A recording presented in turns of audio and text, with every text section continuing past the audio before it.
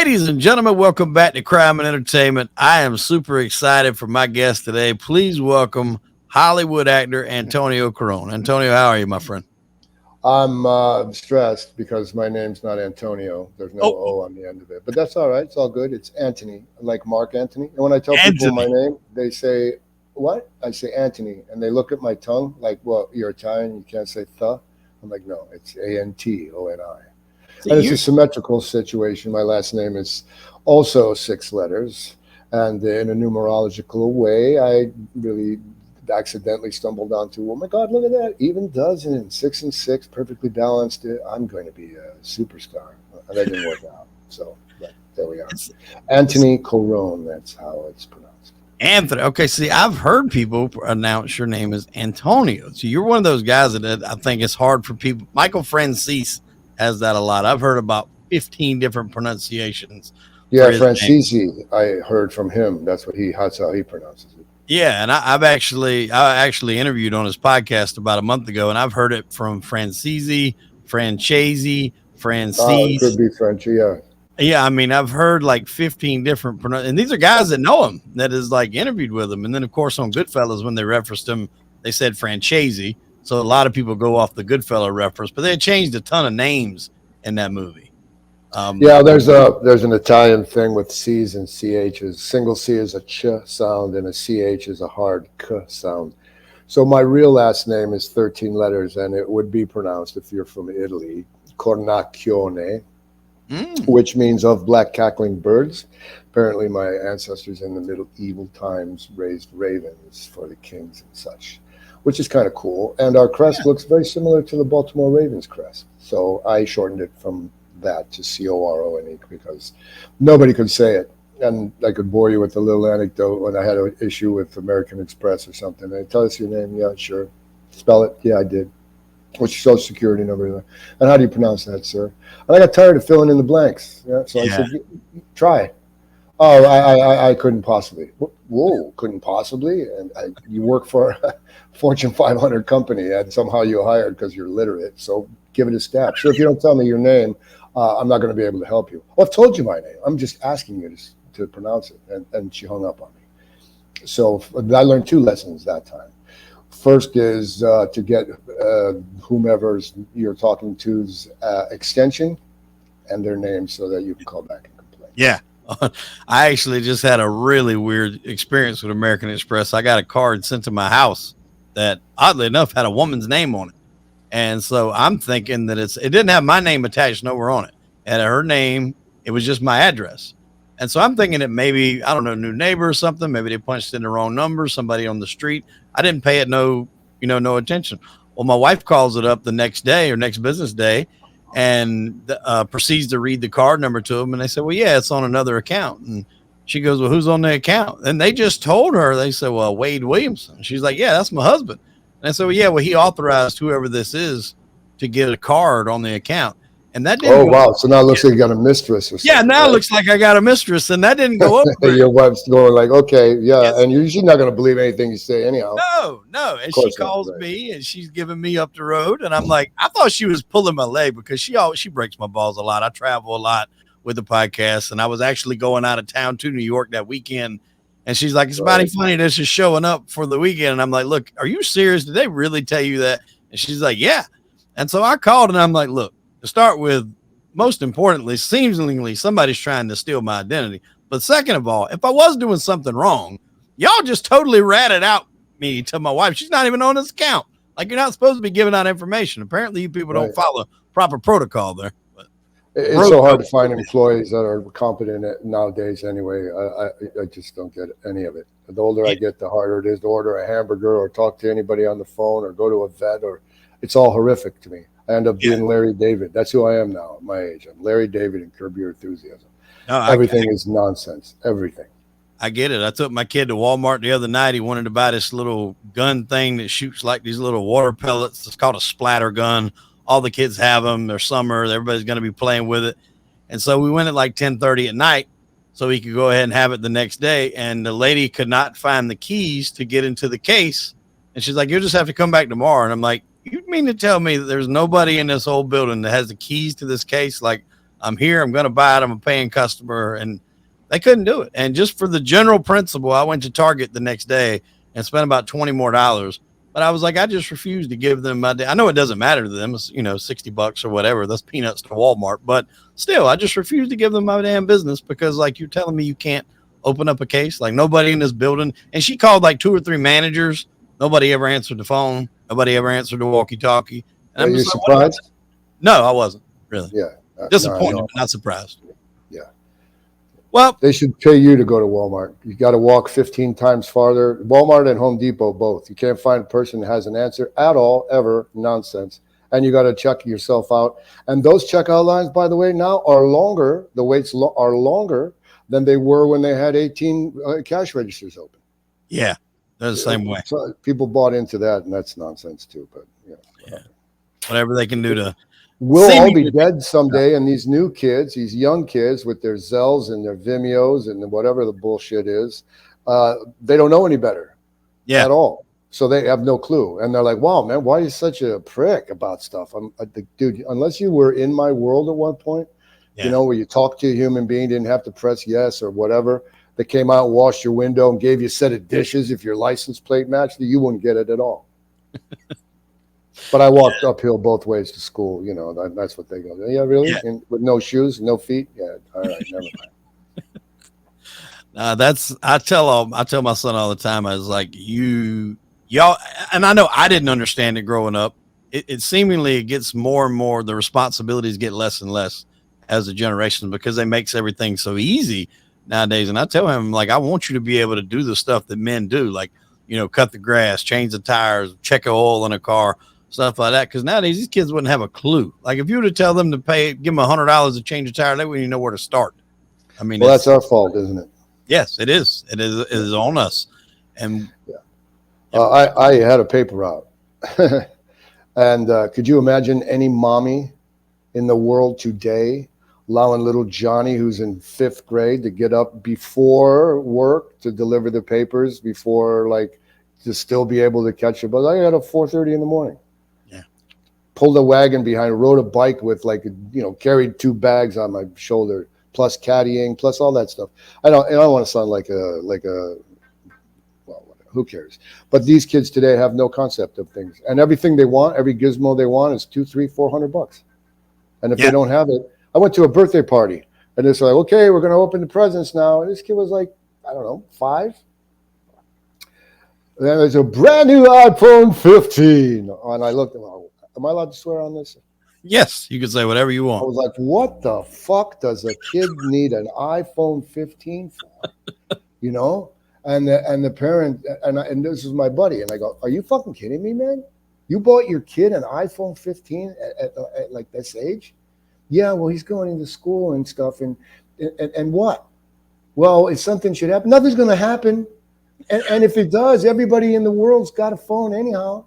Well, more like it's like, well, I don't want him to be made fun of by other kids. So that's what we're doing to our children. Yeah. Sadly. And it's going to come back to bite us. And I mean, you can see I don't want to get too far off the subject onto the identities and all this other shit that they have going on. I mean, it's really sickening when you stop and think about it. It really is. It is.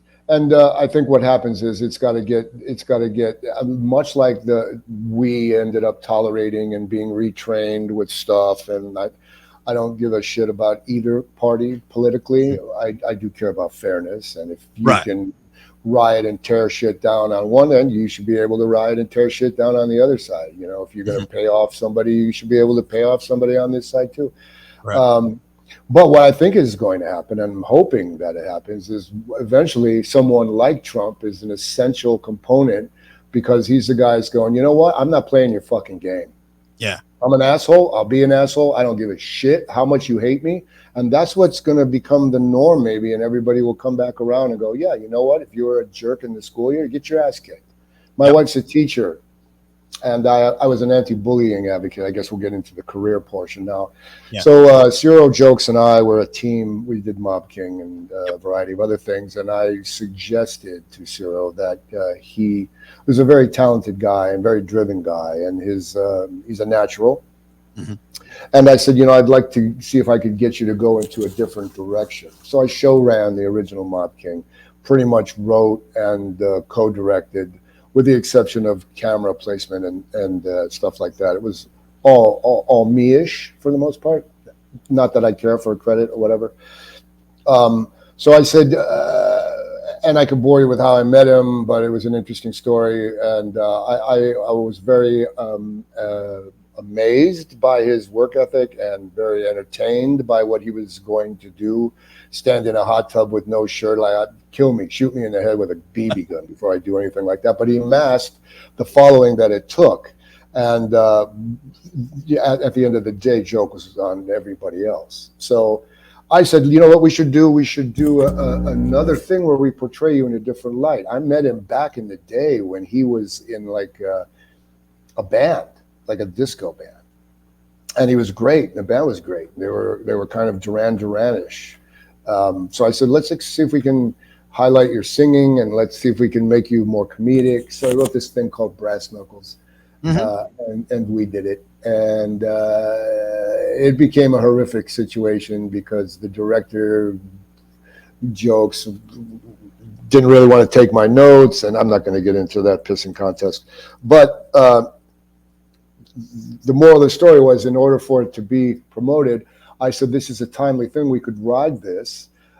This, to me, bullying is potentially the new racism, the new sexism, and there's no answer to it. And let's have a collective dialogue, internationally or nationally, from all different types of people, to see if we can come to a solution. So I created a page, and the long and short of it was, all I got basically was 3 responses. The first response was, just kick their ass. If you're being bullied, just beat them up. That's how drive-by shootings happen. That's how wars get escalated. That's not the answer to it, I don't think, but I don't know the answer to it. There were other ones where, like, oh, thoughts and prayers. Okay, so if your kid gets poked in the eye and it's hanging down by its little optical nerve, are you going to say thoughts and prayers, Johnny, and hope it just sucks back in miraculously? Right. Or do you want to take action? Have you gone to a PTA meeting? Have you this? Have you that? And ultimately, I was accused of bullying those people. And the third course of action was, to try to do something, but it went nowhere. And I forget what I got on this tangent over, but the world needs to be less tolerant of nonsense, and barbarianism and name calling and all of that is that too. But yet I don't have to subscribe to whatever one's, you want to call yourself a poodle? Well, God bless you. Here's a Frisbee. Go take a walk. I don't have to subscribe to your triggers. Right. That's my whole thing, is like, if you want to do that, you want to be that or whatever, that's fine. But I'm not obligated to have to, bow to that. My wife, much like you said, your wife's a teacher. My wife's a guidance counselor. Mm-hmm. And she tells me that there's some kids in the schools nowadays that refer to themselves as furries, and like they're animals, and they literally want to shit and piss in a litter box, and they have to put litter boxes in the schools. And I'm just like, somebody needs to stand up and say, that is fucking ridiculous. It is ridiculous. And it's because it's a public school, more likely. Yes. Yeah. So what happens now is this new world thing. My wife teaches first grade. And if there was a fight in the playground and she went to pull Bobby off Johnny, and Bobby's mommy could be like, hey, you touched my son, how dare you? And oh, by the way, your fingernails scratched him, or he fell down and cracked his head, or whatever the case. She's now culpable for litigious action, potentially, and potentially could be suspended because she's not allowed to touch anybody, to put her hands on it, to break something, to save somebody. And both combatants are charged equally. They're both suspended, whether you fight back or whether you're being picked on. So the system really, truly needs to change. And I have a bunch of ideas on how that would be. And my first and foremost was to bring back capital punishment.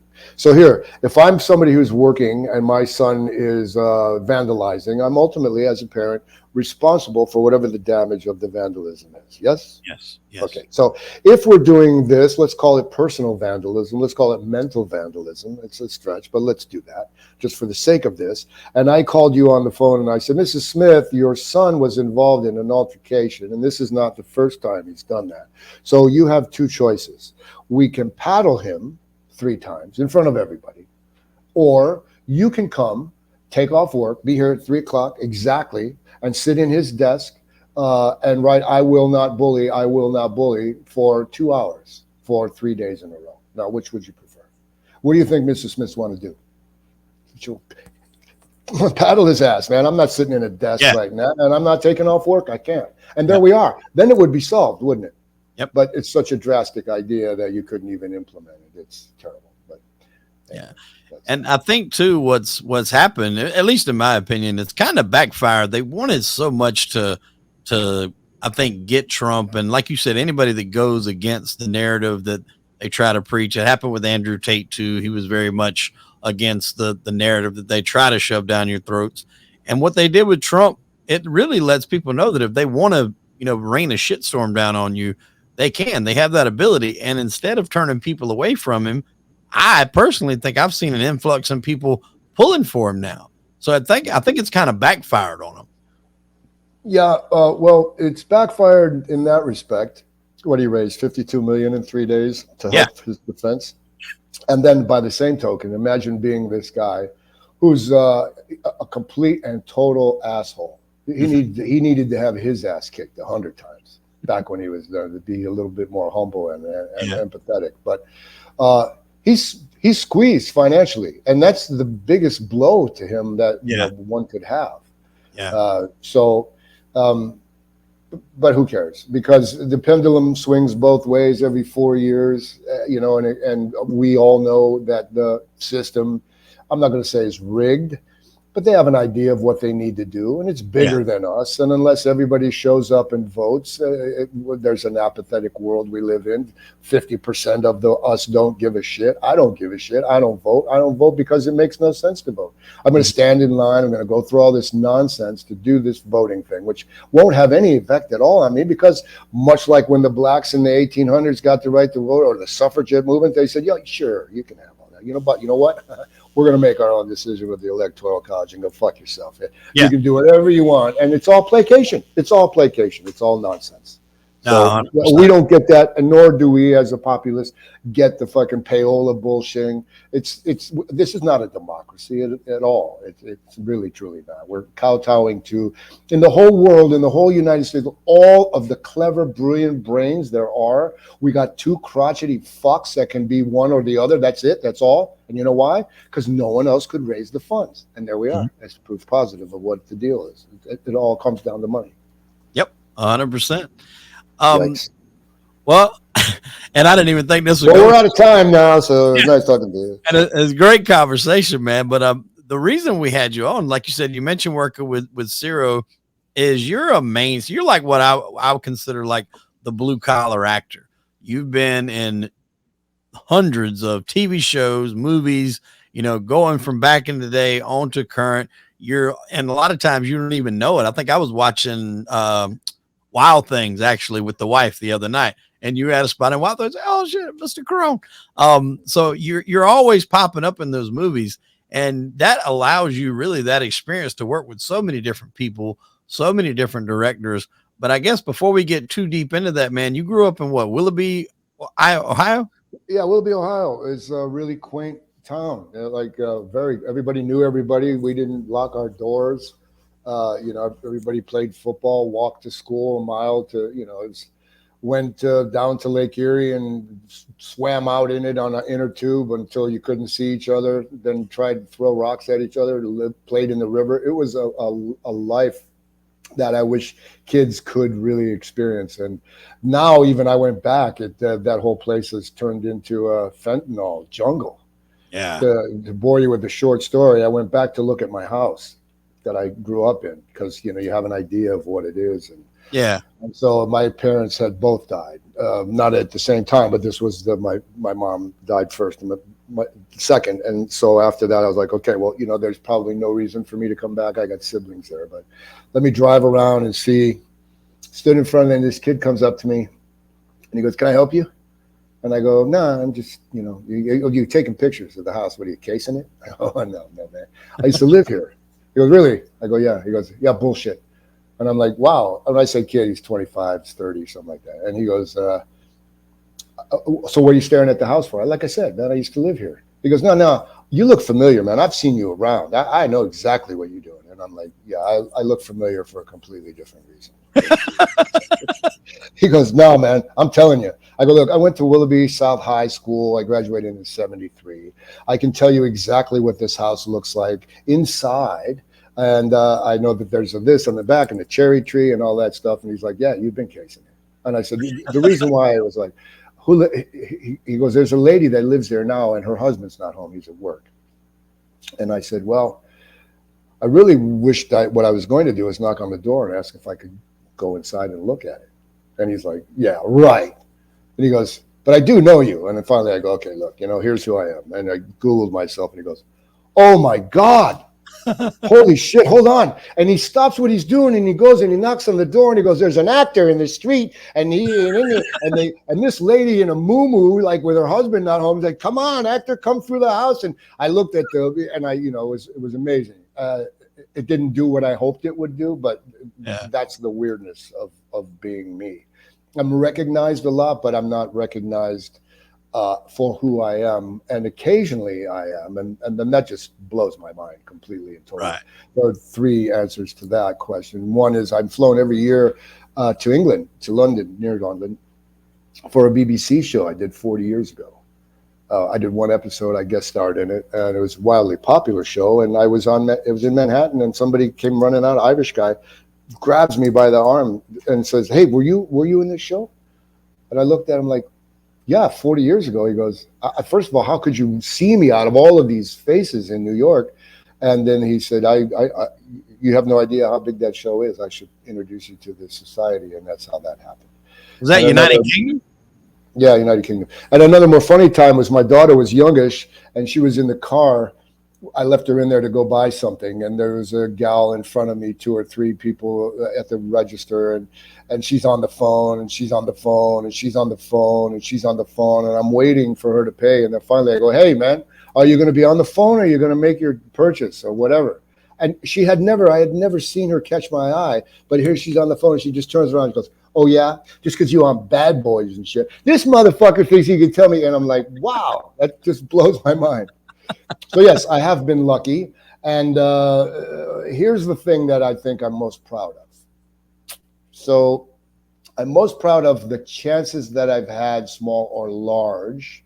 It was pointed out to me at my father's funeral and by a publicist that I have worked with 35 to 47 Academy Award, SAG Award, Emmy Award, Golden Globe Award winners or nominees, whether they're directors or not, in my career. And I held my own with them. And that somehow I had been selected out of an arsenal of people where I had to walk into a room, overcome the nerves, take direction. I didn't get a chance to, it was mine to screw up or get. And I've been blessed in that way.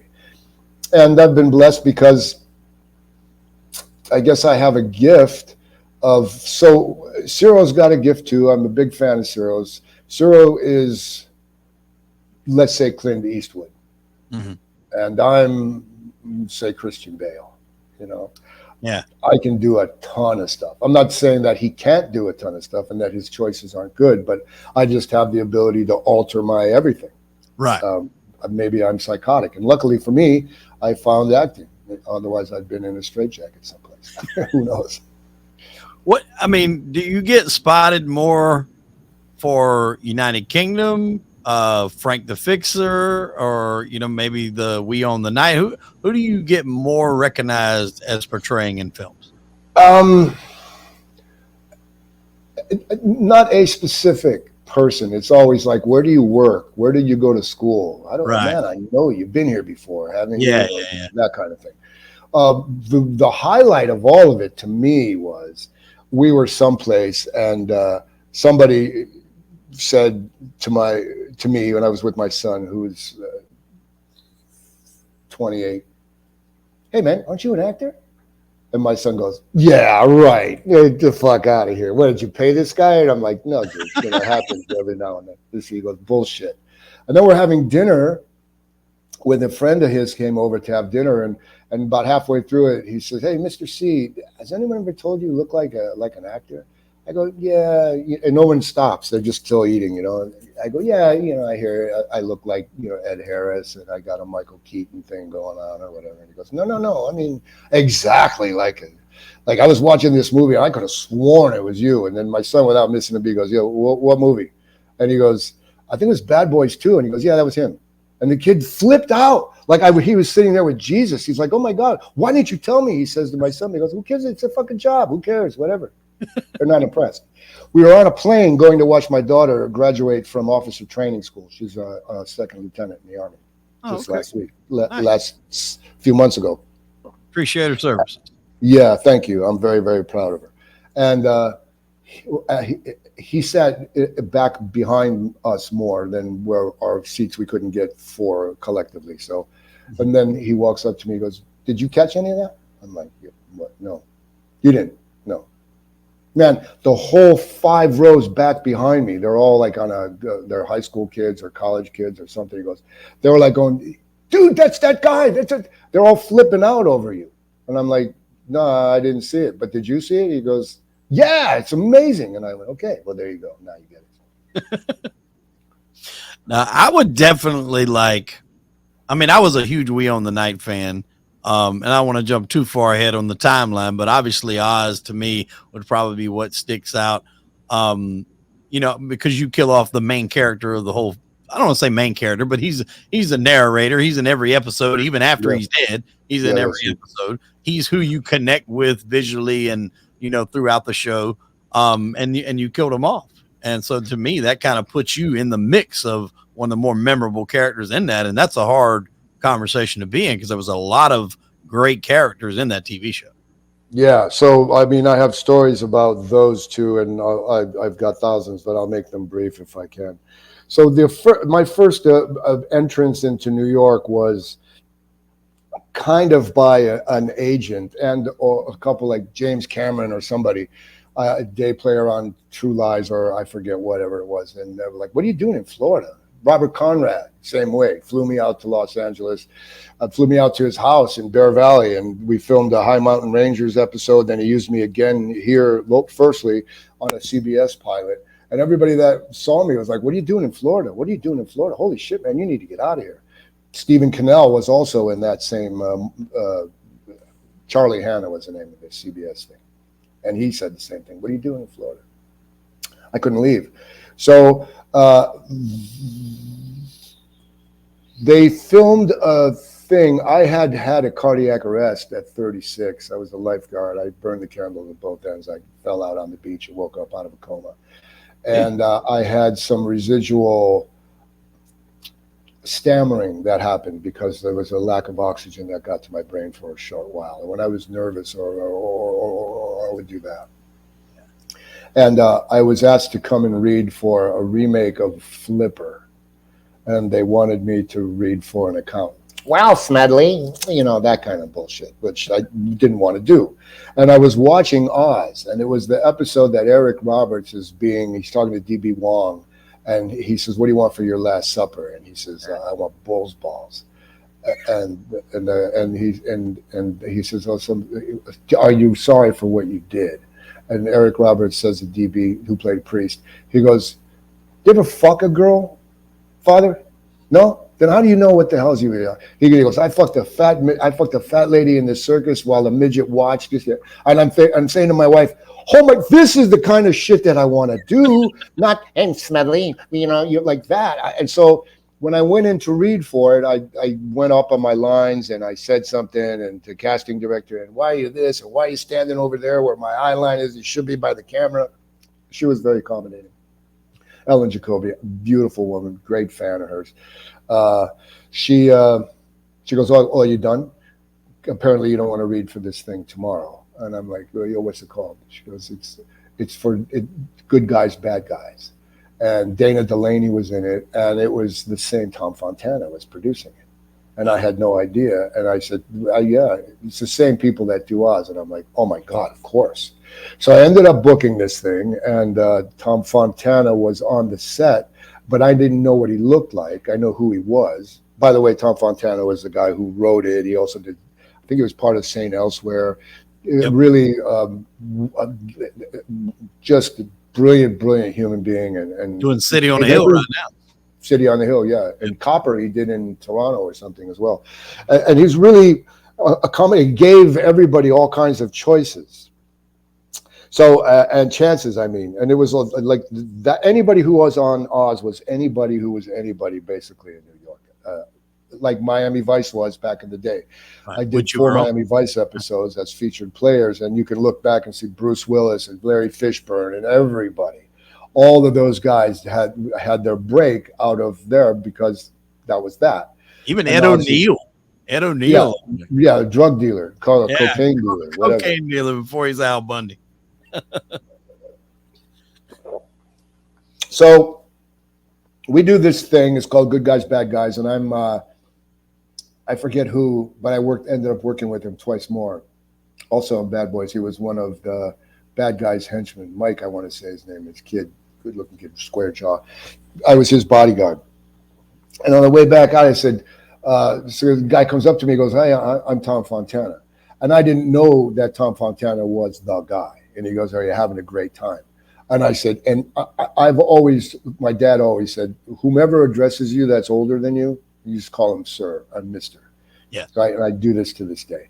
And I go, oh, yeah, Mr. Fontana, I'm having a fantastic time. He said, well, are you a fan? I heard you're a fan of Oz. And I said, oh, my God, yeah. Holy shit. He goes, well, we have a great thing, and that was that. So I left and I said, who's that? He goes, that's the guy that produces. Tom Fontana show runs. And the first AD told me, and I said, okay. So what do I do before I leave and wrap? Do I walk back? Hey, remember we had that conversation, Sluggo, and I'm going to call you up. And he goes, no, man, just drop it. So I'm in New York, and I'm pretending I'm my own manager. And, wow, I'm sorry to go on in detail, but for people that are coming up now with TikTok and being able to do 15 different versions of their read before they submit one in a self-tape, you have no idea what it was like to walk around with a pager and a box full of half-inch, reels that every time you got a new show, you had to pay a guy $150 to edit it, and you'd lose resolution, and they wouldn't grade you on what you were doing. They would grade you, well, it looks kind of blurry, So I said, you know what? I'm going to find out where this guy's office is. So I went to his office, and I wrote a letter, and I said, yeah, I don't know if you remember me, Mr. Fontana. I played so-and-so and so-and-so. Here's my reel, and I really, really would love an opportunity to be on it. And the person who was the casting director was like, she cast those kinds of things. Like Bonnie Timmerman cast like Pope of Greenwich Village, and it was like, I wanted to be in that world. But I never read for her because I was given this thing. So anyway, this pretend manager that I had calls me. She goes, I've got great news for you. What? She said, Oz just added you. They're adding you to the show. And at a big capacity. And I went, I cried. I truly cried. I said, oh my God, I can't believe this. I'm getting emotional now. And I said, so my first day on the set, I incite a riot. And I was so, I laughed maniacally because it was just so, I can't believe I'm doing this in this, and I thought my life would change from it.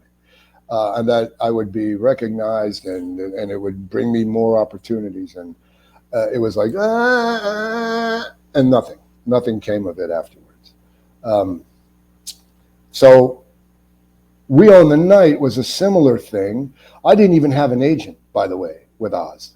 So I walked in to a couple of them.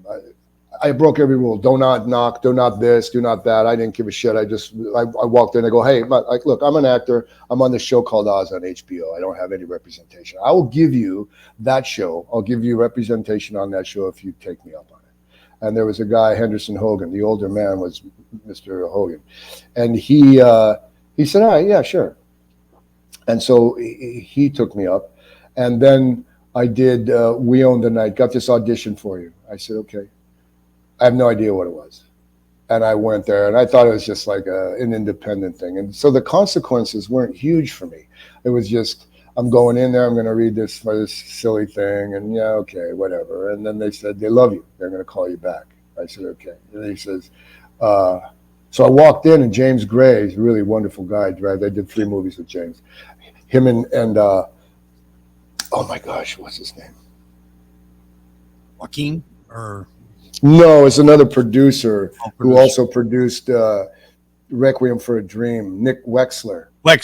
Yeah, There are 2 guys there, and James Gray's rocking back and forth like this, going, "Wow, man, where'd you come from?" I'm like, "What do you mean?" He goes, "We never heard of you. You're wonderful. Oh my God." And I well, okay, well, he goes, "Would you mind if we read this and you did it again?" And the whole time he's just giggling. He goes like, "Okay." So I book it. And my agent said, "Okay, you book it. It's a Schedule F, 65 grand. They'll have you on hold, whatever, for the whole duration of it." That was the 3rd one, I think. Out of Time with Denzel was also a Schedule F. Yep. And I think Bad Boys 2 was also a Schedule F. Mm-hmm. And they said, "Do you know anything about it?" And I said, "No." And they said, "Well, here's who's in it." And I went, and I cried again. I said, "Holy shit.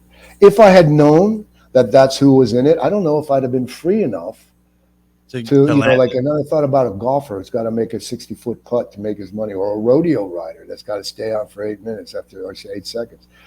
I would have been too into my head. And so those are long stories, but I think there's merit in them. They're great. They're great. You said Schedule F. What does that mean for people that may not be, So there's a SAG minimum, SAG, Screen Actors Guild, the American Federation of Radio and Television Artists, that you have to make only, you can't make less than if you're a union member.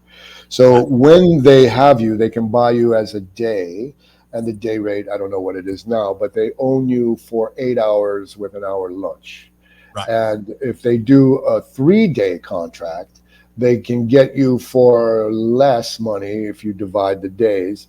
And then if they do a weekly, they break it down into that. But now if they don't know what their scheduling is in a movie like that, where maybe Duvall's not available and Joaquin's not available or Ava's not available or whatever, and they have to juggle things, and now you're in a scene which you didn't schedule for, they need to know that you're basically on hold for the duration of it. Okay. So you're being paid throughout the entirety of it from beginning to finish. And the minimum for a Schedule F is $65,000. Wow, that's good. That's what it was back then. So, and that's not counting residuals and such like that. So that was a year that I was on Oz, and I was on We Own the Night. Out of Time, and Bad Boys 2 all ran, and some Lovella that was an experimental SAG contract down here. And I was juggling all 4 shows at once. Wow. And it was horrific. And when it was over, I was like, man, I can't believe that I'm still not doing this. This is great. I would leave the set and be flown to, I said, Oz has got to have first position. And I could bore you with the conflict between MGM Studios and Out of Time and this soap opera, where they were going to sue me for everything I had because they had already shot 2 days with me. It was a front of the show credit too. And I had 2 friends. One was a wise guy. And I said, "Hey, Joe, man, I think of this." He goes, "You know what you do? You sit in the front yard. You sit in a fucking lawn chair. You don't move. You tell them if they don't come in, you'll kick their ass or something. And you're still not going to get you because you'll be in prison." I'm like, okay. I pat him on the head like a dog. That's great advice. I had this other guy who's a businessman who worked for Sony, Dan Murphy, great guy, groomsman, been a friend forever. I stayed on his couch when I was going back and forth to New York. He goes, "Man, you don't see this?" I said, "No." He goes, you own everything right now. So this movie's an MGM movie, right? Yeah. And I said, and he goes, "And this soap opera is an independent, nonsensical thing, right?" I go, "Yeah, pretty much." He goes, "Don't you think that this independent soap opera would love to have a favor from a major studio like MGM, and you're the pawn?" So if you position it that way, yeah, you know what? Hey, if they contact MGM and later on it ended up happening where they now were endeared to MGM, owed them a favor so that they didn't have to reshoot me and I didn't have to reschedule. I don't know if that ended some parts of my career with those producers or whatever, Right. but I Love You, Philip Morris was also a Schedule F. That was Jim Carrey was in there, right? Jim Carrey, yeah, Ewan McGregor, yeah, and that was a thing that my agent here, it was right after We Own the Night, said they were looking for a star name with a great comedic timing and a sense of pathos, and they were looking at Craig T. Nelson, and she's pitching this guy in New York to me. You got to see my guy. You got to see my guy. You got to see my guy. All right, we'll see your guy. And he was supposed to be an astronaut from Texas. So I walked in with that accent. I was tardy too. Goddamn son, I'm late. I'm sorry about that. GPS lied to me. I'm just getting used to using it. So I did the whole audition like that, and then they hired me. And that was really, really a wonderful game changer for me as well. But nothing like turned into, hey, we want that guy from this, ever. So now my demo reel is full of things like that. And before anybody wants me to read, I say to them, you know, have you seen my reel? So look at my reel and see if that's the vibe you want, you know. And if it is, then I'll read for you. I don't need to be hired from it, but certainly, yeah. So, am I boring you, man? I've talked so much. No, I love these conversations, man. I do, and you don't get these types of in-depth conversations just by watching the show. You don't know all this stuff that's going on behind. As a viewer, you see the finished product. You don't understand what all goes into it. That's why I love having these conversations. I had J.D. Williams on from Oz. He played Wangler. I think he might have been killed by the time you got in there. You know, in the show I'm talking. Mm-hmm. And he was saying that they would have these little things to where, like, if anybody was late or missed a shoot, that they would write them into getting raped in the show. And it's kind of how they that's exactly right. In fact, I think that's one of the reasons why I was added, because Chuck Zito was the guy. Yep. First, it was Tony Monsanto. Yep. Tony Monsanto. I hope I pronounced his name correctly. He was also in Oz. Yep. He was the first guy. Peter and then Shabetta. There was No, Shabetta, Nino Shabetta. Nino Shabetta. Yeah. Yep. And then there was his son, Peter. Yep. Peter. And then there was Antonio Napa. Yeah, Antonio Napa. And then me. No, and then Chuck. Yep. So I guess Chuck was doing his own like Law and Order type thing where he was acting as a judge in the thing that he was trying to pitch. I'm not sure. It was like a street justice type thing. Right. And he was also an ambassador for the show because he'd hang out at like that titty bar. I forget whatever it was. Scores, probably. Scores. Yeah. Scores. So he would be tardy a couple times, and what they ended up doing, and he would sleep. There was a couple days that was a common day where everybody in the cast had to be in the common area, right? And so what happened, from what I understand, Fontana went, "Oh, really? Well, I'm going to replace you. I'm going to replace you with this guy here, this half Irish looking fucker." And when I first got added, this one kid on, and he goes, "Hey, I just want to tell you how shit goes, right? So I'm Wingy, and I'm Chuck's right hand guy, and this is Buki, and he's Chuck's this and that, and this is Fucky, and he's that and fuck." And I go, "You know what? I don't give a fuck, bro." I go, "I'm from Cleveland," and I picked this Jewish looking kid. I can't remember what his name is. And I go, "This is my right hand fucking guy, and he's going to stand next to me." And that's how it went. So there was kind of a dichotomy between the Italians that ran it and some guy that just came off the street. And all of the threads that I would read, the Oz threads, were like, "Yo, who is this guy, man, that comes in and takes over the Italians? He's not even Italian." You know, they go, "Yeah, you look at his last name, you can't even say it." So it was great. I had a blast. There was singular best. Well, not. I mean, everything is fantastic. If somebody asked me what's the best thing, I couldn't tell you because each of them had their own thrills. and each of them was equally stressful because of the pressure that was on me. And you almost had a So different name. Didn't they want to call you like Larry the Liquidator or something like that? they did. And the first day, like I said, I incited a riot, and Mr. Fontana comes up to me and he goes, "So welcome, man. It looks like you're having a blast." I go, "Fuck me. Yes, thank you. Oh my God." He said, "So what do you think of your name?" I go, "Well, can I be frank?" He said, "Sure." I go, "When I hear Larry the Liquidator, this is what I think about. Hi, Larry the Liquidator. I got sheets. I got towels." And he started laughing. He goes, "Oh my God, you're right. Fuck." And they changed it to Frankie the Fixer. Definitely. I like that a lot better. Yeah. There was a scene in there because recently, I don't know if you've seen it, but they put out like a short, I guess you would call that a short film, but it was Dean Winters and I forget his real name, but the one who played Beecher, is it Lee Turgensen? Is that his name? Lee Turgensen, yeah.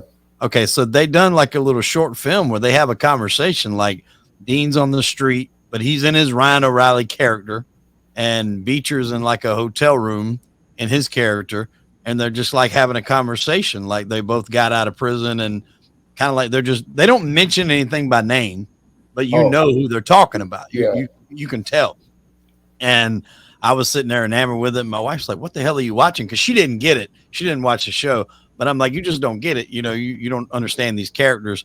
And so I went back and started rewatching a few of them. And I remembered there was that scene in there where they threw you in the hole. I think Beecher had reached out to you guys for protection. Some of the new kids that went in there. Yeah, that's exactly how it was. I had to sign off on nudity right out of the box. First episode. Yeah. I think everybody had to in that show, man. Yeah, probably. But that was the deal. I think my first line was something, "Kid, I'm your guardian angel." Right? Yeah. That was, yeah.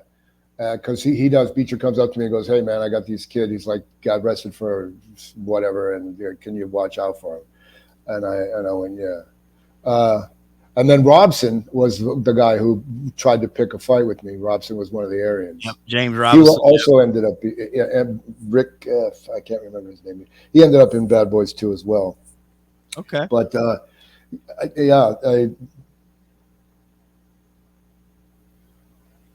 Lee got hired because he was in a play, and somebody came by and said, also there was a restaurant that he worked at, and this guy would come into the restaurant and he would wait on him all the time. And then the guy says, "Hey, man, what do you do?" He goes, "I'm an actor. I'm doing a play. Would you come and watch?" The guy goes, yeah, sure, I'll come and watch." So he's doing the performance, and everybody in the audience is going, "Holy shit, you know who's in the audience?" And they're like, "No, it's like Tom Fontana's in the audience." And then so he doesn't know. And at the end of it, he finds out that this was the guy that he was waiting on this entire time. And Tom ended up marrying, I think, Lee and his wife. He's a minister as well. I'm also a minister, but ordained minister. But and he ended up writing the show basically not for him, but he was, between him and Dino, and Dean's brother also. And Dean's sister, I think, worked there. They were also part of the production team. But man, I'll tell you what, Dean should have his own series. He's making a shit ton of money from Allstate, but that's the most interesting guy. He's so cool. That guy he could be James Dean. That guy is fucking the man. I don't know why he's not big or huge. He should be a movie star, right? No, I'm not saying that no one else should, but man, if anybody had anything to go, he does. And am I wrong that he didn't even act before that? He was not an actor? I don't know. It's possible. I'm not sure. I could have swore I read that he wasn't even an actor. I forgot who he met or whatever that told him to go try it out, and he did it. And that is just one of them. You can just say natural talent because he fit that role. He fit that bill. He was hands down my favorite character in there because he largely didn't have a group. He had his brother for a period of time. He never got raped. He always figured out a way to get somebody else to do whatever. Yeah, he was the best. He was the best. He was the catalyst for every storyline plot. And it could be, like I said, I think his sister was part of production or one of the writers or whatever. So that whole family was in because of that. But and then there were There were some unbelievable people in there that you know Oh, that I the ended up the working guy with. that played out of BC killed that role. I mean, he was great. Nobody The guy nobody knows how he kept his hat on. Nobody knows. I don't. I still to this day I don't know. Pancamo Chuck Zito was good. Yeah. Who was the guy? He passed away, but he was in there when you were there. He played Burr Redding. Oh yeah, Anthony Chisholm. Anthony Chisholm, dude, he was That's great in yeah, that. he's fantastic. He was actually why I ended up. I killed him. I was Yes, supposed. He was, I guess, what's his name's dad or something in the thing. I think they And were alluding to that. Yeah, yeah, he gets in the way, and that's who I shank instead of what's his name. But yeah, there's some great talents in there. Really fantastic, and what it did was it gave me some credibility to be able to ask for maybe a little more money, or right. I wasn't just a guy that. So I'd also like to talk about now, and if I had to start all over again, how completely impossible it would be for me. And Yeah, then looking at it the same way, it would be completely impossible for any of those people that are doing it now to do it. The odds of me hitting on this so astronomically small. It amazes me. There's a really good book called Outliers, and it talks about if you're a hockey player, if you're born in '96, whatever, you have another more months to play.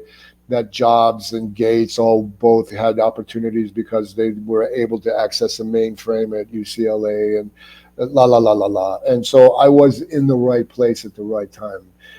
The only satellite location was Miami, right? And mhm. Porky's 2 was how I ended up getting my SAG card Yeah. You by were a accident. lifeguard, right? You get noticed Yeah, by being a lifeguard. Yeah. yeah, by accident. I was just in the right place at the right time, and I said, "Hey, man, can I be in this movie?" And they go, "Yeah, sure, you could be an extra." And then I got upgraded, and within a half a day by doing an unscripted stunt, and I was considered big, but I wore a size 40 jacket, and people kept saying, "Don't lift weights, man. You're only going to be bouncers and stuff." Yeah. And I was only like 185 pounds, 200 max, and the whole world's changed now. And Yeah. now they're hiring real deal cops and real deal this and that's. Where before they would hire you and they go there, I'm going to educate you on how to hold a weapon and this and Hmm. all of that kind of stuff. So the competition is easily now because of self tapes and the way the business has turned into it and the lack of residuals and streaming. There's no. I lived on residuals, Yeah. so I would do like a primetime show, and I would get paid for it, a weekly wage. The Hmm. repeat of that would happen within a year while they're filming the next one. I'd get paid that exact same money. Yeah. Then they would do a foreign check, and then. I still get checks for. I got one the other day for 4 cents. So I went to a SAG meeting. And why are you doing this? Why don't you Yeah. put all that money that you're giving out to people into a slush fund for the retired actors or whatever? And at the end of the year, give me a statement of how much I donated. Why are you spending 40 cents on a stamp and all that legwork for a 4 cent check? It makes Yeah. no sense. 4 cent check. You're losing It's the money. so very silly. So now I don't think people who are reading for stuff are even reading for stuff. They don't even get a chance to be seen. I'm going to Hmm. bet my life on that.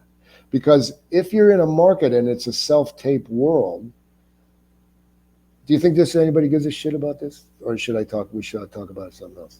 No, no, I agree with this. I agree. Go ahead. So casting director used to have to schedule their day and bid for the job. Some of them Mhm. had reputations, and you didn't care who it was, and you would just pay for that person because that's the guy, right? But somebody else would say, "Okay, you know what? I'll give you 20 people. It'll take 2 days to do it, and you'll be able to pick from there. And then I'll do the negotiating with their agents and all of that stuff." So that meant that they had to schedule their day around you coming in 5 minutes for your read, 5 minutes for the next guy's read. And they had to be very judicious about who they saw, because if they presented 20 guys, I'm using that figurative number, and none of them were great. So I had to have a fat guy, a bald guy, a small guy, a short guy, a tall guy, an asshole, a nice guy, whatever, so that the whole gambit was covered, right? So it was difficult in that respect just to be able to get the appointment to be in the room because they were limited. Whereas now it's a self-tape. They have no sweat off their ass. They can do whatever you have. Self-tape, do self-tape. That means like you set up your camera, you do your own editing, you do this. You don't have to come to the office. You don't have to do any of this. And I can see 1 billion of them. Now, do you think they're going to watch 1 billion? No, they're not. So what they do is they say, let's look at the slates. The slate is, hi, I'm Antoni Corone. I'm 5'10". I like the butterfly hunt, and sometimes I'm an asshole and I eat vanilla ice cream or whatever the fuck, right? They'll look at that, fast forwarding. That's a good look. Let's see what he has to say. I don't like his voice. I don't like his energy. So that's how they're making their decision as to who to watch, because they can't watch all of them. Yeah. Right. So, and they also know that. So now here's me walking in on my, I got my thing. And so I'm at a place where, because I'm, as we discussed earlier, and this is just a thing, I'm not trying to brag about it, chameleon-esque. Well, he could be the lawyer, and he could be the dirty cop, and he could be the judge, and he could be the father. So here's 5 scenes. I want you to read them all, because you're auditioning for them all. And some are 2 pages and some are 4 pages. That means I have to prepare that. And when I prepare, I memorize it. That's a lot of work. It takes me a lot of time. The older I get, the harder it is. With the other people, and you walk in the room, and now you might as well be a downhill slalom skier in the Olympics. You got 1 shot. Yeah. You walk in, you stumble, you're done. Yep. Your audition is your close-up, and it needs to be flawless. And you need to be able to take direction. So they'll give you direction, whether it's right or wrong, just to see if you can adjust, because a lot of people can't. So, but now with the self-tape stuff, these motherfuckers aren't even memorizing their shit. Now, you don't have to. It's not a SAG rule that you do. They got it taped up on the wall right there, and they're reading it as they're talking to you, reading it. So when they get on the set, and if they come from a satellite location like Florida, everybody was like, where'd you come from? Florida. Oh my God, you don't even know your lines. You don't even have any clue. The nerves that are going to happen when you get on a set are so completely different than the nerves you get when you walk in a room, or when you walk into an ante room and you go, like I have a couple times, oh shit, man, look at that guy wore. Fuck, man, he wore exactly what I should have wore. Look at me, I don't even look like that. And that guy, oh, that's the guy from that, and that's the guy from that, and that's the guy from that. Oh man, I really like that guy. What am I even doing here? But I had to get in my head and go, wait a minute. Because you're here, you must be that too. So maybe they're doing the same thing back to you, and you can't get in your head. So the people do these self-tapes, they read it off, and they do it 80,000 fucking times until they get it right. And it's nonsense. It's just nonsense. I think Georgianne Walken, she casted most of the Sopranos. And like, to me, she was, and I didn't realize she was actually married to Christopher Walken, but she like killed that cast selecting. Like, there's just some shows, and Oz is much similar to that too, is I can't imagine anybody else in those roles. Like, they were so selective, and who they picked and how they picked, it was just perfect. And man, I wish I could remember the casting director's name from Oz. She was Alexa Fogel. Alexa Fogel, Bonnie Timmerman, and Georgiana Walker were the people who cast the badasses. Yes. They were that was that, right? And then you had the nerd ones from, like, Napoleon Dynamite. That was their specialty. And then you had your rom-com ones. But Alexa Fogel, Georgiana Walken, and Bonnie Timmerman. I like admired so much because I wanted to be in that camp. Oh yeah, now, they were good, man. Did you watch Sopranos at all? No, really? I hated Sopranos. Really? Yeah. For a couple reasons. I knew those. I grew up in Miami. I grew up in Ohio, and I was Italian, but not, like not Brooklyn Italian. Just right. Oh, you're Italian, yeah, whatever. My dad was a little more street than I was. But so when when I went to New York, I started going back to New York. It was all these, and I'm not saying it anyway, but it was just cartoon knuckle dragging. Yo, what the fuck you there? These are Babadoo. Fucking educate yourself, man. Articulate yourself. To me, it's the same as Ebonics, you know? Yeah. I'm not finding fault with either race, but come on, culture. You're propagating some nonsensical shit that needn't happen. You know what I mean? And so I read for it 3 times. And each time I went and I did like a buffoon, say I'm gonna be like and I didn't get him because I wasn't, I don't think, that quintessential New York Italian. Right. I could have played a cop on the show. I could have played somebody else, a business owner, but I wasn't one of the guys because I didn't look like that. I didn't have that connection, and it was a closed circle. Yeah. They all knew each other. It was all pass around stuff, you know, and I wasn't in that world. I thought Sopranos the Oz would bring me into that world, but I guess because I still wasn't Goomba-y, I hate to call it that, but that didn't work out as well. So, but I play them often. Oh yeah, you do. You in Cleveland, what you had the Danny Green situation up there, yep. John Nardi, Sandra Burns. A lot of big players in Cleveland that people don't talk about too much. Where were you at coming up around the Danny Green days? That was Collinwood. It was not around me. He was a legend of sorts. He was older. It was talked about, but it was, so my best friend is in the salvage business. Mm-hmm. So there was some peripheral Italianish things that I was privy to and heard about. Some people said, I think your dad was affiliated because all of a sudden you guys had a big house and you had this and that out of nowhere. And I'm like, yeah, I don't know, maybe. I'm not sure. But I never knew. Don't ask no questions. You get told no lies. I tried to get on the Danny Green thing. I couldn't get on it at all. Oh, the Kill the Irishman? Yeah. I didn't see it. I'm not amused by that. I mean, that's a genre that is hugely popular because I think it's kind of like novellas are to Latins. I worked on many of them as a stunt man and a stunt coordinator and some second unit stuff. And I asked the producer one time, why don't you make them more contemporary?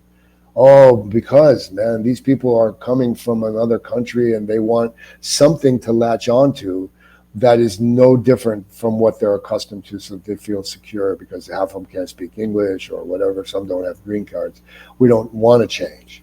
So those people are still, so with the Mob King came around, do I have time to talk about that? Absolutely. Yeah. You got all the time you want, brother. I'm appreciative to have you on. So you talk about whatever you want to talk about. So when the Mob King came around, there was a guy that I knew who was a stunt guy. And I had met him on a thing that I was helping produce and I was stunt coordinating. And I said, yeah, I can turn you on to this other stunt coordinator and blah, blah. And then he calls me or texts me. He goes, hey, man, there's this big audition that's happening for his mafia show called The Mob King, and you should be in on it. And I said, no, I shouldn't be in on it because if you know about it and it's happening and I don't know about it, then it's bullshit. It's not, it's not SAG. It's not legit. It's some independent nonsense. I have no fucking interest at all of being involved in. And so, but mention my name. So they did. And it ended up that I knew, as I said, I knew Ciro from back in the day when I did that Charlie Hanna thing. He came on the set. And I went, oh my God, it's amazing. So I'll tell you what, he said, I've got this idea for this show. And he told me it basically. And I said, I love the way he thought cinematically. He's Menza. He's a brilliant guy, brilliant guy. And he sees how to get to a place. So I said, you know what I'll do? I'll help you out. So I turned him on to a team of about 10 people. These are all the artisans that I have respect for in South Florida. Let's go to have dinner with them. And we all talked to them. And then at the end of them, every single person passed except Jokes Yanez. And and it was like, yeah, man, I don't fucking want to do a bullshit. Yeah, you fucking, I'm a hitman. Fucking fuck that. I have no interest in that. That's so passe. Yeah. But Jokes recognized that it wasn't, Yeah. and I recognized that I could be a writer and a director and a producer and a stunt coordinator and an actor, and basically have my own show on somebody else's dime, because he was going to do it regardless. Mhm. So I said, it's an opportunity for all of us to use each other to get to head. And I still didn't believe that the mob genre thing was a valid enough of a vehicle. And especially after, who the hell wasn't Gotti, it was oh, they did a bullshit version of Al, oh my God, Al Capone? Capone, with like Tom Hardy. Hardy, piece of shit, the Yeah. most biggest piece of shit I've ever seen in my entire fucking life. And I Yeah. went, see, nobody gives a fuck about this, man. It's so shit. It's stupid. And they thought it's just free. You just throw it up in the air and it's mob. And everybody's going to go, oh my God, I'm such a homo. I need to go see the mob thing because I'm a mob guy. And now we have proof that it wasn't. And then maybe The Irishman came out and it didn't do well either, because no, everybody's over the same fucking thing. But Ciro was able to, through his charm and through his algorithms, and to amass a following. And he was able to get to a place where he could walk into a room and go, yo, I got 2 million motherfuckers watching me. Right? And so because I have 2 million people watching me, you should this and that. And he was able to raise money, and he was able to do, and he used his own money, and really thought that the best way to go about it was to try to be a viral hit on like YouTube or something, and then have a person advertise on his page. He had aspirations of being able to do it. And Jokes was also a guy who had made a bunch of stuff. I met him on a thing that I did a long time ago, playing a Russian guy. And what I found was I didn't have the wherewithal. I wasn't going to call everybody up and go, hey, have you seen my thing? Because I did that. Hey, you want to be my agent? Hey, can I read for you this? And then I'm sick and tired of begging. Fuck that. I don't want to do that at all, ever again. There's no way. Cyril, brand spanking new, didn't give a shit. It was all free money to him. He's like, I sit on a toilet and get all these people to be interested. I'm in all day long. And he had no reserves about it. And it worked out well.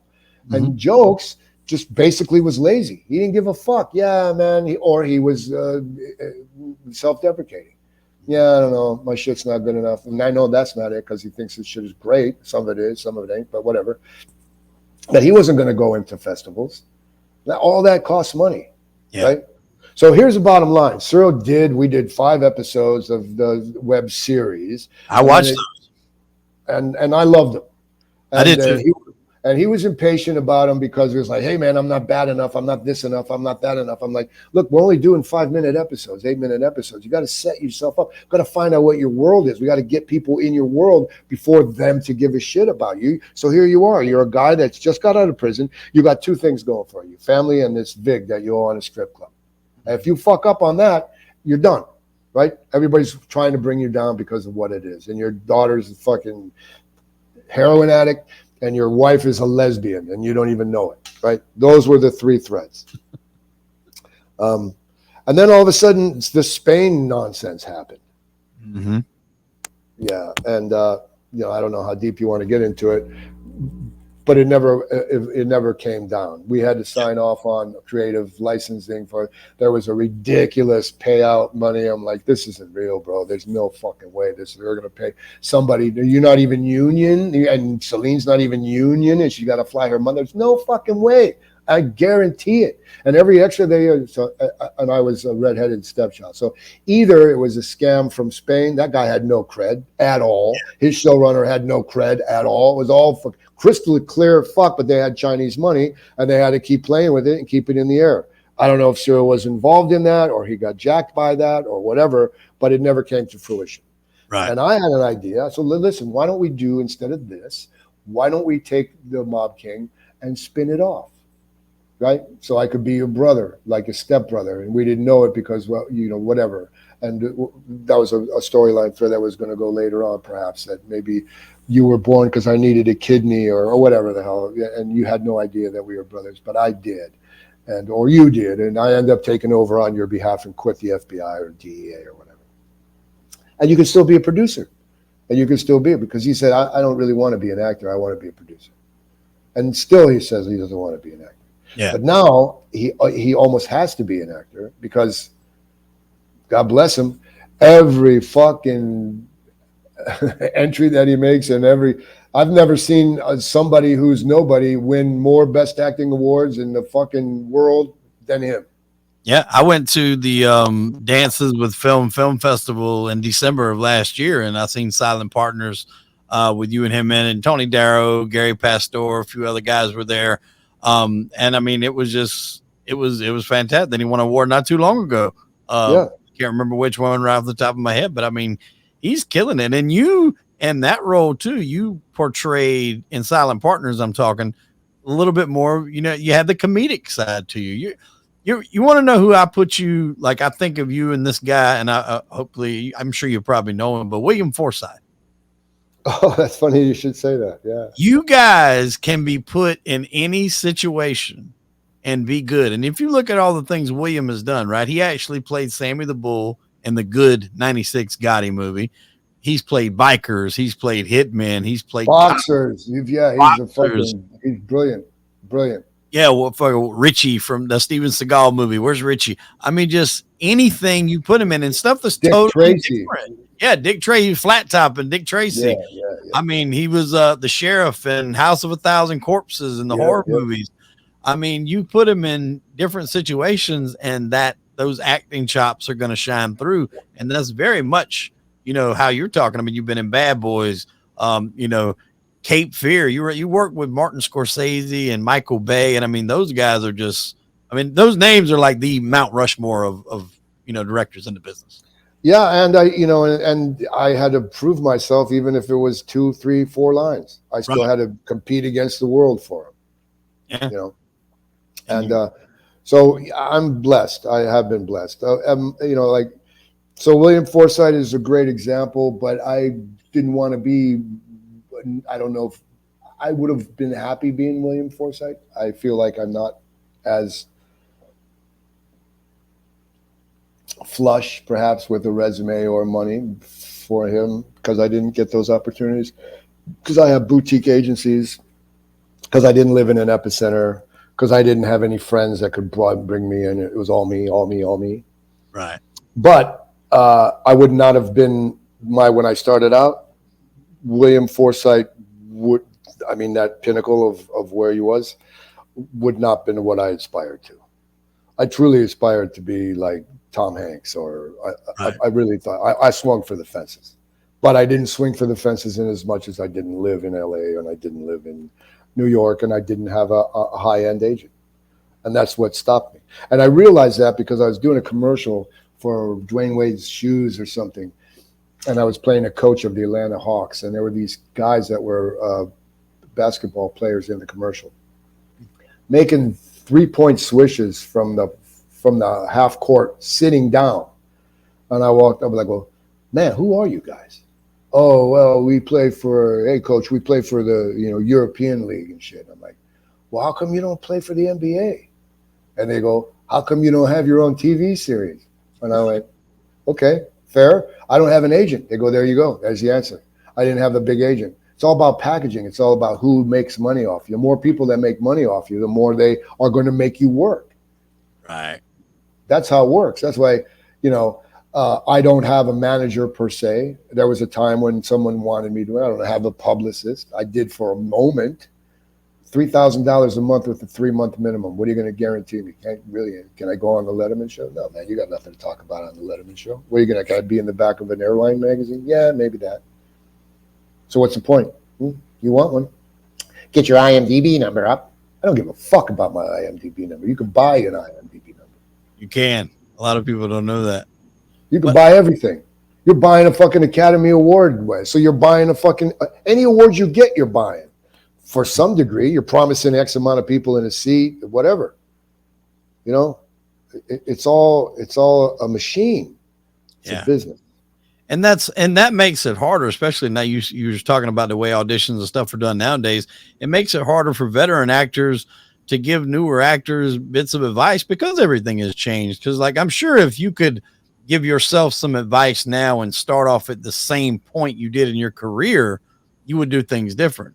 But even like you couldn't take it now and give it to those people because those same rules don't apply. Like you said, with the being able to send your audition tapes and you got the lines right above the screen where it doesn't look like you're reading off paper. And even though I've heard big actors did that, I mean, allegedly Brando done it all the fucking time on The Godfather.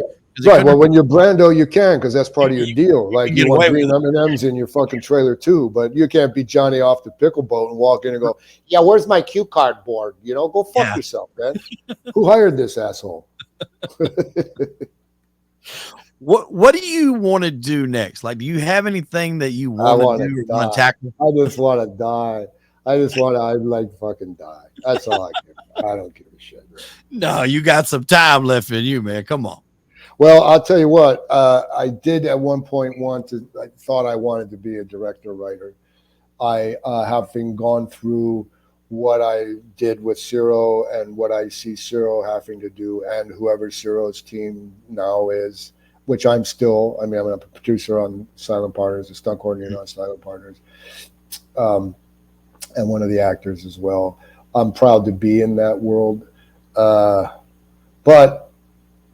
I don't want to be responsible for it anymore because it's way too much work, and I'm jaded by it all, right? And he's not. Ciro's not. Right. It's still a thing that he lives for, that it's a game to him that he finds amusing. And it's a way to make a living. And he's wonderfully great at it. You know, having gone through it, like we had a thing going on with another thing. And I'm like, you know what? So here's my deal. Don't throw me any, because on Mob King, hey, you know what? I know you wrote that script, but there's this girl whose husband knows a guy who's got a dog that just died, and the owner gave him 50 biscuits, and they're made of gold, and whatever the fuck. And here's a potential for me to garner more money for it. So you got to write something in for her or him. Have they ever acted before? No. So okay, cool. So now I have to massage a performance out of them. Right. Which is fine. That's fun to me. And then reschedule something that I had to do. And then that would fall through. And it was just nonstop, constant. I need it now, and I need it changed. And I need it now, and I need it changed. And I need it now. And then finally I was like, yeah, no, fuck that, man. No, I did it because I wanted to be part of the team. I didn't get any compensation for any of the writing. I got no compensation for anything except I got X amount of dollars every day I showed up on the set to act. But I was the first assistant director, the co-director, the showrunner, and the fucking writer. Now, Ciro did the lion's share of it. He got the locations. He got a lot of the props. He cast all the stuff through his editing. He scheduled people how they wanted to work and all that stuff. And Joke showed up with his equipment and said, I think we'll put the camera there and we'll do that. And he edited. And everything else was, you know, if you're going to run a company, I heard a long time ago, the best thing to do is not have to show up. It's on autopilot. Then you're a successful company. And Ciro's very great at finding people who will work for him at a pace that he likes, with his creative input that he'll insist on, with the changes that he throws that are oftentimes better for the story and or the distribution later on. And for the rate. And then at the end of it, if you say, wow, dude, I did all this stuff and now you made X on this thing here and cut me off a piece, he goes, nah. Maybe I will, maybe I won't. I've never really got to that point. But here's the bottom line is, you asked me how much I wanted to do it for. You told me, I paid you, fuck you. That's it. And that's the reality of it. Yeah. You know? You show up for $300. I bought you out, man. You don't need whatever. Mm-hmm. So, and that's the independent film business. Yeah, it is the independent film business.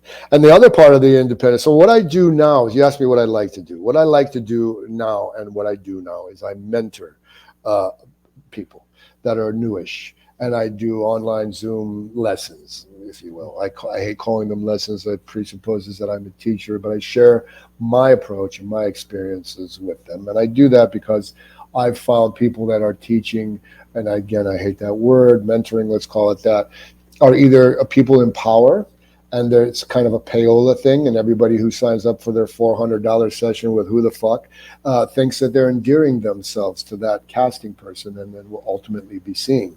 Well, in essence, what you've done is you've paid them money to tell you that you're not quite ready, and you've paid them money to potentially show them how bad you are. So then there are other people that are calling themselves coaches that don't even have resumes that can back it up. So I didn't want to be a coach. I went into it to put those kinds of coaches out of business. So I'm like, you know what? I will show up for $20 fucking dollars. $20, 2 hours. You got 5 people, 4 people, 3 people, 10 people, and I'll share what I do, because no one did it for me. Mm-hmm. And you're going to learn from people, whether they like me or not.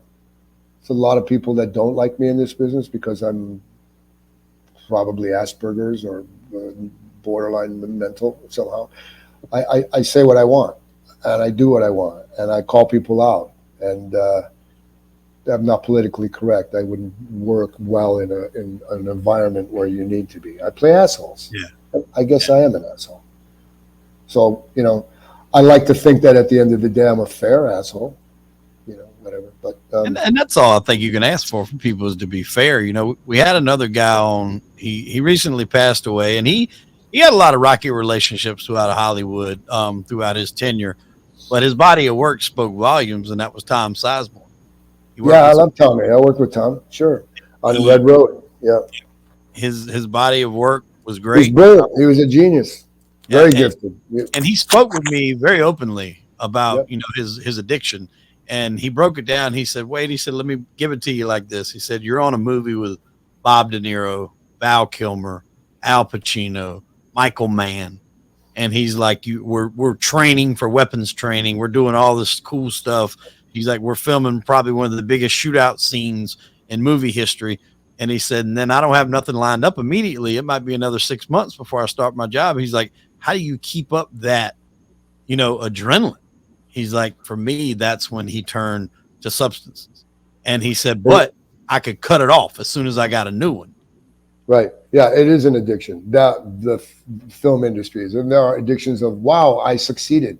Wow, look at me, everybody. Wow, look at this money. Those are the 3 things. Those are the 3 things that entice you. But what I was going to say is, because I'm not liked for that reason, I don't now have the same opportunities that I once did. Right. Locally, here, with little nonsense shit that comes here. Yeah. But if you say, I'm a friend of Antoni Corone's, make sure you say my fucking name right, because you're going to sound like an asshole if you don't, right? And then secondly, I study with Antoni Corone. Doesn't matter who you're telling it, they know that you know what you're doing. Yeah. They know that you get the whole picture. They know it's more than just learning blah, blah, blah, blah, blah, that you got to figure out what to do with your hands, and you got to match continuity, and you have to find some interesting business, and you have to make choices, and those choices have to be malleable, and you have to do all of those things. So I coach. That's what I do now. I do Zoom coaches, and I have a couple places where I meet guys, 5 or 6 guys. There's a lot of cops that want to be actors, so I go to one of the precincts. There's a couple fire departments that do. I go to their house and I give classes. And I pass the hat around. Here, man, $20. It's what you could pay for coffee. And I share what it is. And, and I give these Zoom classes for $40. And the reason why I arrived at that was because a kid was getting a guitar lesson. He's like 10. I said to his mom, hey, how much you paying for his guitar lessons? $50 an hour. Wow. Okay. Well, I could charge Phil $40 an hour for my whatever I know. That's fair. I don't feel badly about it.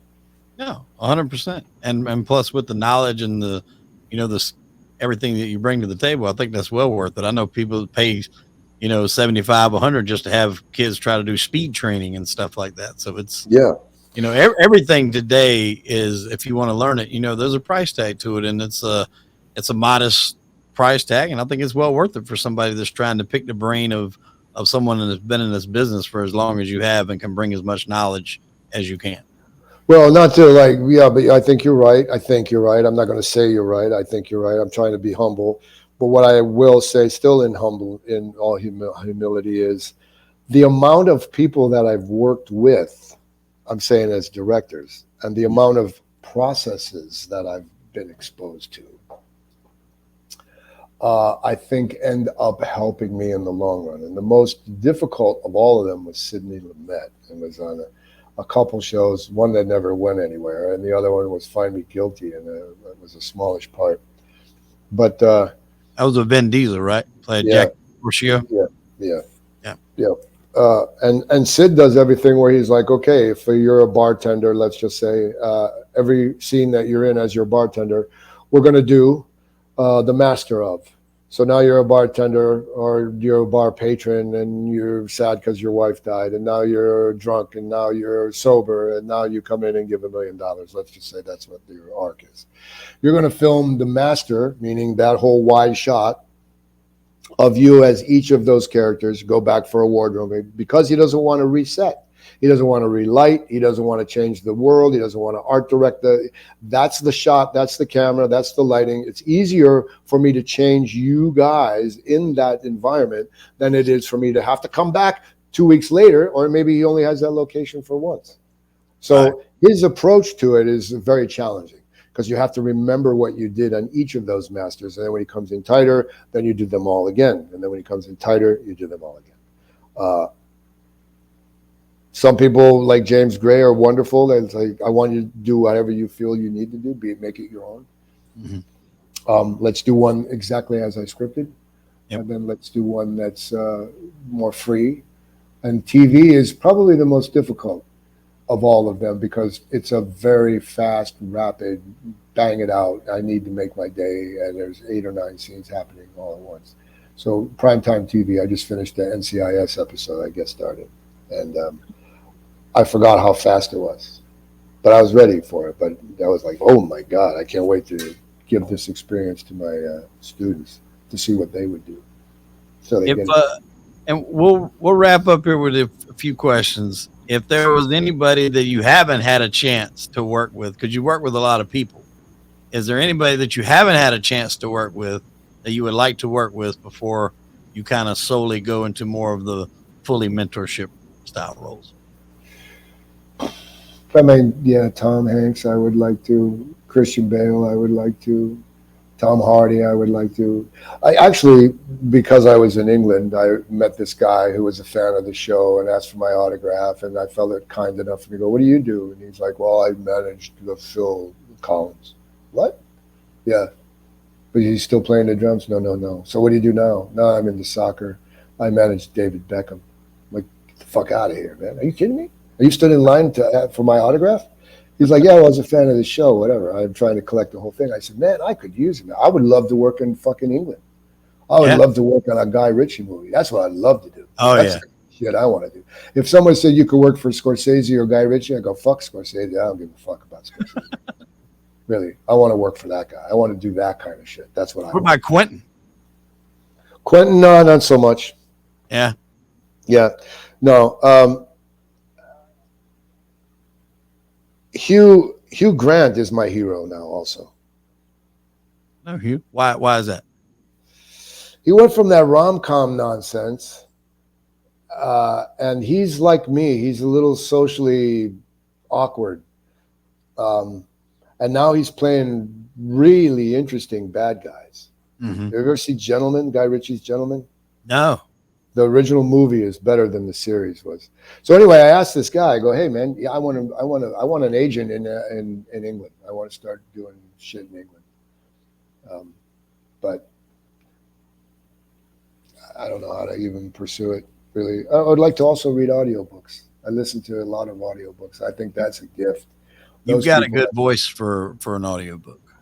Well, I got a lot of characters too. I read there's people that read these books, and every single character, they've remembered what that voice is for them. Yes. Yeah, it amazes me. They must have to read that book 8 times and make highlighter notes with different colors, and I don't Yeah, know how they to would do have it. to. Yeah, it can't be right off, top of your head. No, But there's no, especially some of those books. It's crazy, but no, that would be. I can totally and being, I have a day job. I work 10 hours a day, Monday through Thursday, sometimes on Friday. So to prep for stuff, if I need to read a book or something like that, I don't have time to sit down and actually read, a book. So I have to go Mhm. to audiobooks. So a lot of people are doing that, where they can driving, working out, or whatever, they can listen to the audiobooks, and I can. That's really, I think, something that your voice would just shine in as an Yeah, audiobook. there's people that I'll listen to an audio book. I don't give a shit what you're reading, if I like the voice. Yeah. So George Guidell is one. He's an older guy. I'd love to be able to listen. There's a gal that I'm listening to now. I can't remember her name. I used to really like. Well, who cares? But so that's the thing I'd like to try. But I don't really know how to go about it, honestly. I, you, so we'll figure out. I'm fine if it all ends right now. I really am. I had a great time. I was blessed. Every day was a Saturday. I traveled the world. I met great people. Well, Somebody had told me when I was younger, hey, you're going to grow up and you're going to be an actor and you're going to get travel all over the world. And some people will recognize you when you're trying to buy dog food at the store. I'll be like, get the fuck out of here.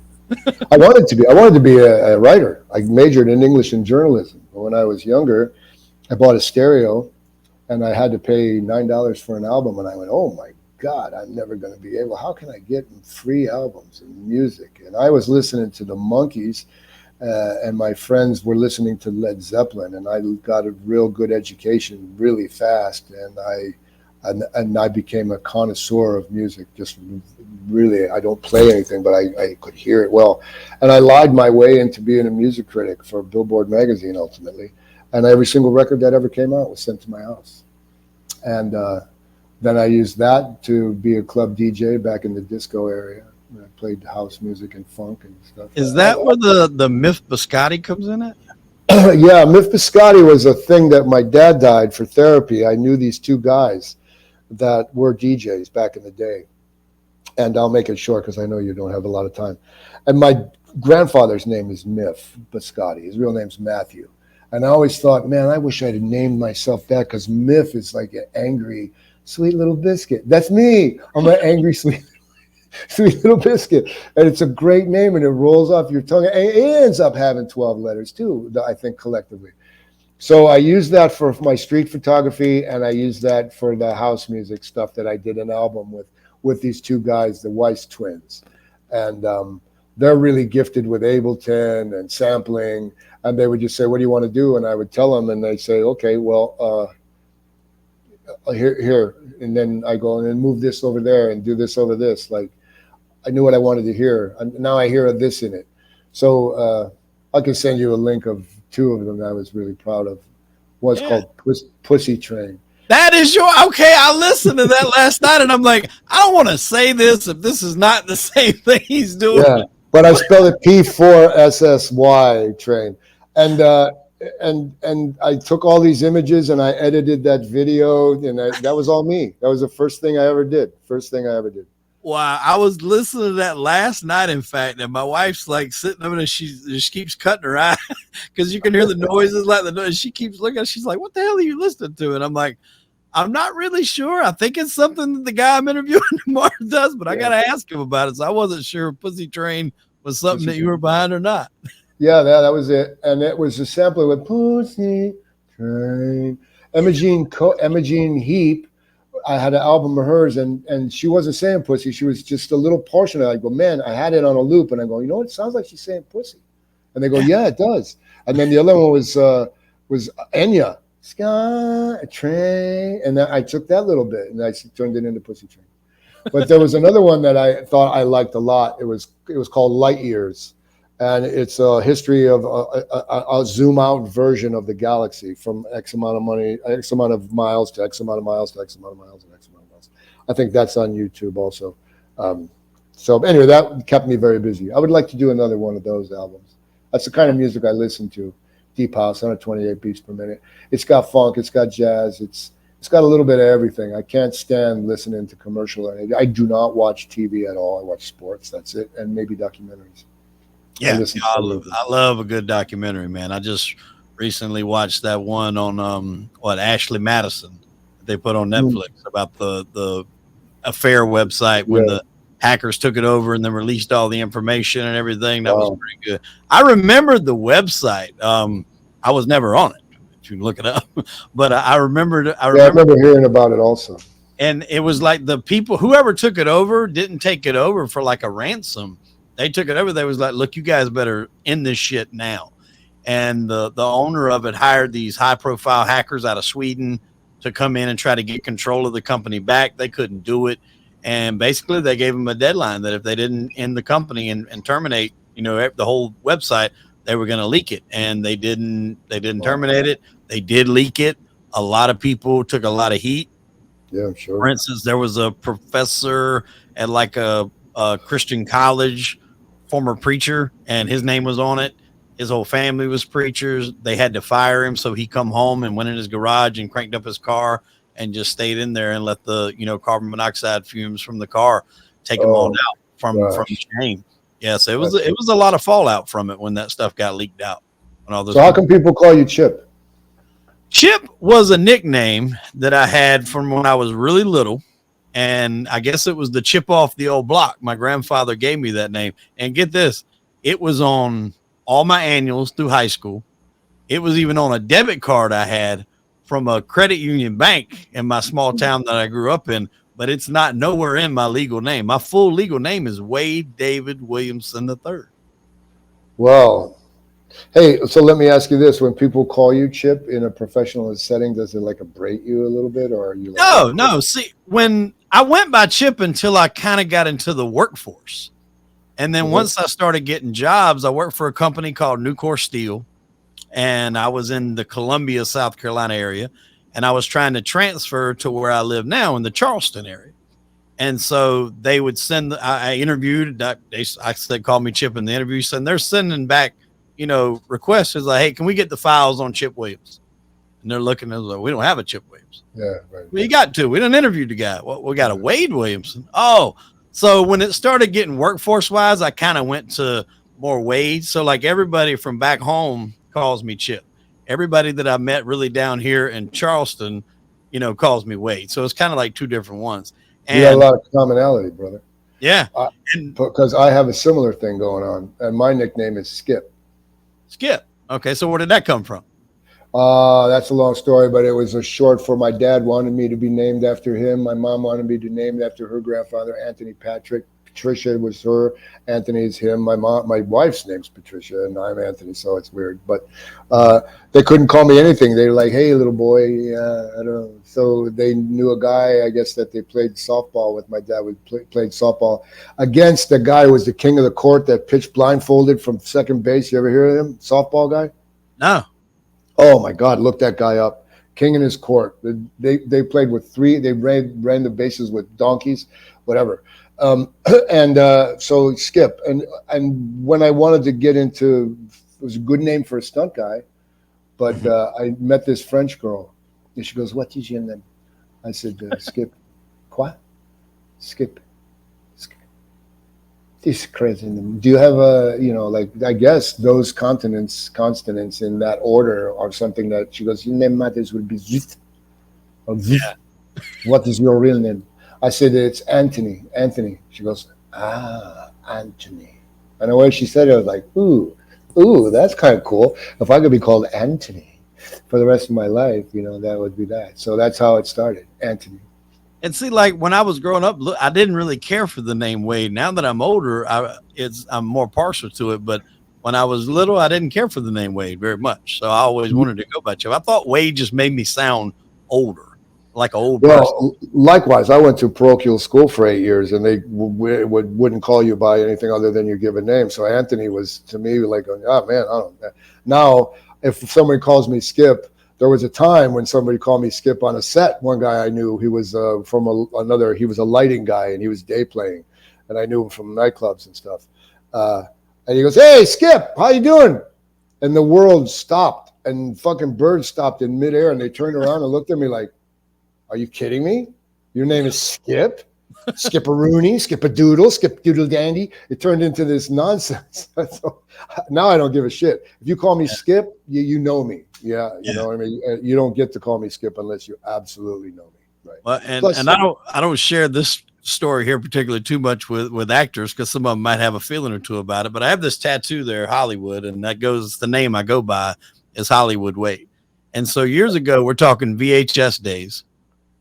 You had two prominent video stores. You had Blockbuster Video, and you had Hollywood Video.